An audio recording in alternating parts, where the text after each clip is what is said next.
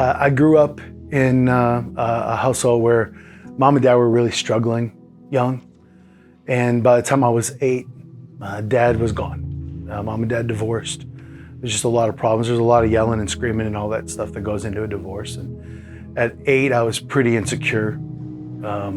His dad was gone, and the classic, what is it my fault stuff was going on in my head. And of course, I wasn't saying that to anybody.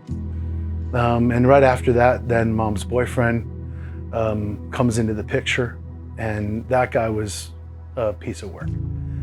Between the alcoholism and all the crazy abuse stuff that went on in our house, it left me really shaken young. And by 12 years old, I can look back and remember lots of times where I'd been hiding in my closet and just literally peed myself, just so afraid because of what I could hear going on outside of my bedroom door. And so that left me in a spot as I came into my teenage years where I was really looking to prove what kind of a man I was. And so because of that, I lost my virginity at 12 years old. I was doing all the things that a young guy would be doing to try to say, I'm a dude, I'm good, I'm strong. And all that was all misguided. It was all, bad stuff that led me in a poor direction. So much so that I was, by the time I was 18, I was looking for any kind of real leadership in my life. And it was empty. I was scared. And I didn't want to say that because I'm supposed to be a man. But when Jehovah's Witnesses knocked on my door, it was like this entry point for a whole nother side path, because they did offer leadership, and there was a man involved who took an interest in me in what seemed to be a healthy way.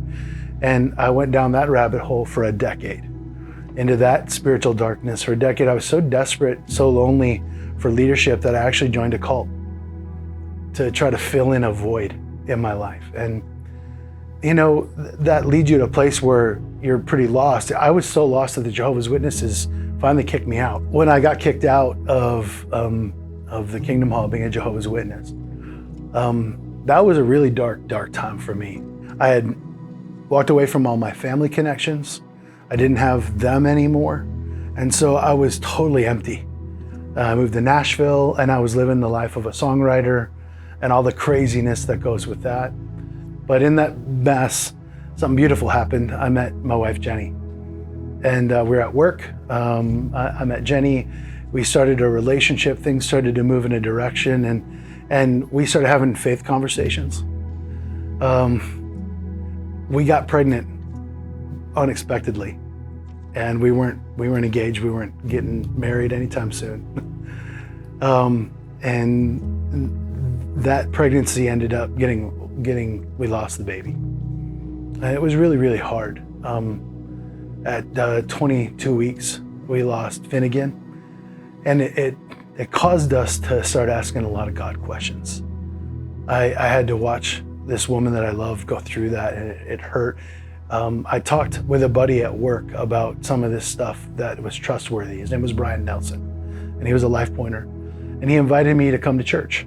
And I didn't come to church. I went to his group instead.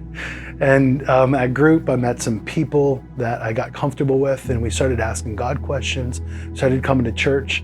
And over like a 3-year process, a bunch of amazing guys poured into the mess that I was. And it was amazing. It led to a point where I could finally really surrender my life to God. And I came to Christ. It was amazing. And for the next few years, things felt different. There was a lot of growth happening. There was a lot of really good movement. I was doing things in my life that were new rhythms. I was serving a lot, and I felt a joy that I wanted to do something different. So I was, and I got into some ministry stuff, and that was all great. And I was sharing with other guys what was going on in my life. But there was one really big flaw to all of that. Deep down, way down in the bottom of all that, there was this core that was it was shame. It was this deep shame that it made it really hard to make good decisions in anything. What happened is the shame of the things that happened when I was really young and the things that happened in the middle and the things that happened in my young adulthood, they all were rolling around and they're totally undealt with. And so what happened was, as they'd nudge out, decisions I'd make would get like magnified, and I'd make wild, big decisions. And I wouldn't just go into ministry, I'd go all the way into ministry. I wouldn't just go into business, I'd go all the way. And I'd leave one important piece of the puzzle way in the dust. And usually that was my wife or my two beautiful new kids. And that was a big problem. I had a big identity crisis going on. And a really dear brother invited me on a trip to Montana to go to a retreat. And at that retreat, I was for the first time confronted with that old trauma, the big stuff from my past. And there was a man there that helped me work through a bunch of that stuff on a counseling level and gave me some books to read and work through. There was a really cool experience on that trip. Some of you know Georgie Morales. He's in the worship band here. He's a big part of LifePoint. He was on that trip. And one day he came back from his quiet time and he said God kind of spoke to him and he wanted to tell me something. Georgie and I had been in men's group together a lot, and in sharing my life with other guys, I would tell guys that I was just a piece of crap floating in a toilet bowl. And that's who I was, and if God can fix me, he can fix you. That was my gospel. And Georgie came to me and he looked me in the eye in a quiet spot there on the ranch, and he said, Rob, God wants me to tell you that you're not poop. And that broke me. And so the big transformation, the difference right now today in this moment is that God is teaching me that I'm not a piece of crap in the toilet bowl. I am an adopted son of his. And he's renamed me and changed the way that I act and think. He's changing the way that I make choices. Here's the cool thing, is that I had a tough time with my father, but he had a tough time with his. And my first two kids had a tough time with their father. But we've mended those fences. Things are good there now because of what God's done in my life. But here's the beautiful thing. I'm getting a second chance today to be a husband God's way, to be a father to two beautiful little ones God's way. And we are breaking that cycle of shame in our family. And that is a gift. And that's amazing. If I could give any word of advice to you men of grit that are listening right now, it'd be this: that you may have some big trauma like I had, or you may have some really ugly hidden shame. You might just be stuck. You might be doing great, but just stuck in a growth spot. There's a spectrum there.